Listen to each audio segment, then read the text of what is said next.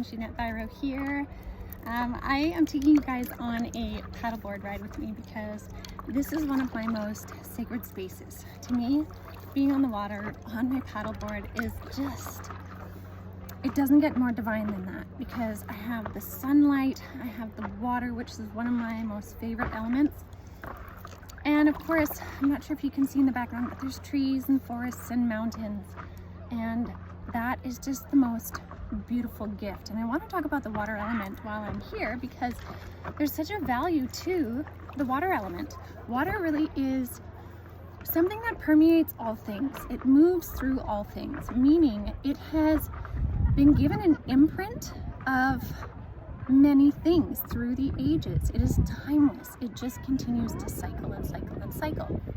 And if you think about that, I mean, I've said it many times before, water also moves through you and it moves through me. It is something that connects us all in essentially a physical way, not only to each other, but to the past, right? It has been here flowing and flowing and flowing long before our physical incarnations at this point in time. So it's just this beautiful, powerful source of information if you merge with it. Now, how do you merge with water? Spirit taught me this, and it was really quite cool. To merge with water, you essentially get yourself in water, ideally a lake, river, or an ocean if possible, but if not, you can do this in the bath, you can do this in the shower too.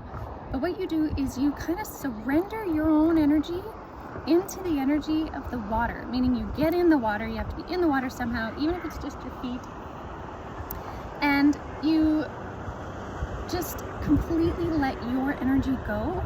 It's almost like that feeling of just before you fall asleep, you know, when you let your consciousness go and you almost fall asleep, you get into that state, and then you can merge with the water. And then when you merge, you feel this harmony where you kind of don't know where you end and the water begins. You know, when you first get into water, you can feel, you know, where it's touching your skin, but you get to a point where you completely lose track of that and you are just one with water.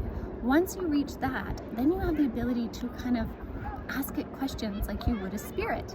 You can communicate with it like you would a spirit, asking it questions, asking for insights. You may get it in a feeling, you may get it in a visual, but the key is water has its own ability to communicate through energy, just as solar light does, which we've talked about, just as the wind does, just as crystals do, water does as well. So right now there's a big encouragement to connect in with the energy of water. See how you can merge with it, what it has to share, and also what it might unlock for you within.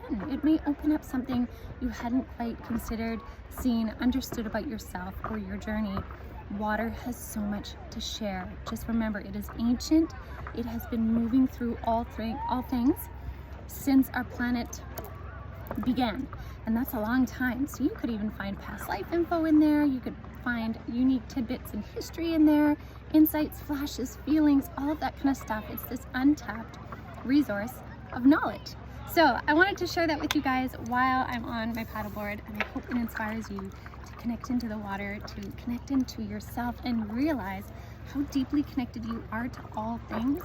Remember, I was talking about how we're so multifaceted in our connection to all things. So let water be a conduit for you to go deeper.